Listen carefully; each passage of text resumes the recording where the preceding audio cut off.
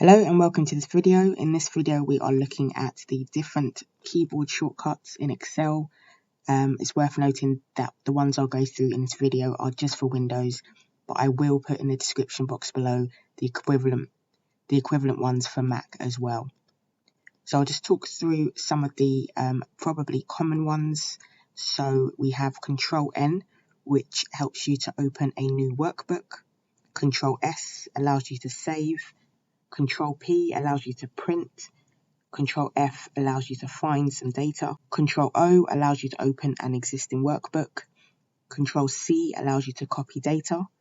Ctrl X allows you to cut data. And Ctrl V allows you to paste data. So we're now going to use this table of data on our screens to go through the other shortcuts. So if I select cell A1, for example, on my keyboard, if I then select Ctrl Right, allows me to move my cursor to the far right of the table, and then Ctrl Left moves it back. Ctrl Down allows my cursor to move down, or my selected cell to move down, and Ctrl Up does the opposite. Shift F11 creates more worksheets, so just pressing that a number of times there. And what we can do, for example, is hold down Control on our keyboards, select the worksheet name, right click and go to tab color, and we can change the color of a group of worksheets there as well. We can also press F11 on our keyboards, and what that does is it turns the table of data into a chart in a new tab. But if we want that chart to sit in the same worksheet, we select the data and then press Alt and F1. And there you see we have the chart embedded in the same worksheet.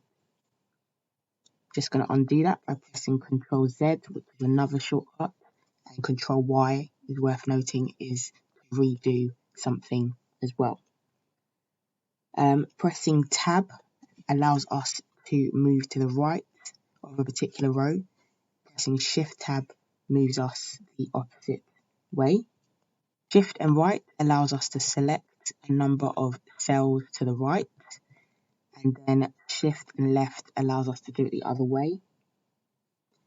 Shift and Space, so if I just select this Onions cell and press Shift and Space, that selects the entire row. If I select the Onion cell again and press Control Space, that selects the entire column.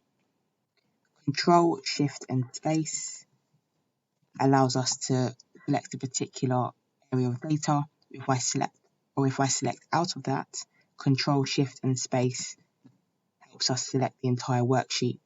Another way to do that as well is by clicking on this arrow icon to the left here, and that selects our entire worksheet. And lastly, F2 allows us to edit some data as well. So that's it for now. Thank you, and I'll see you on another video.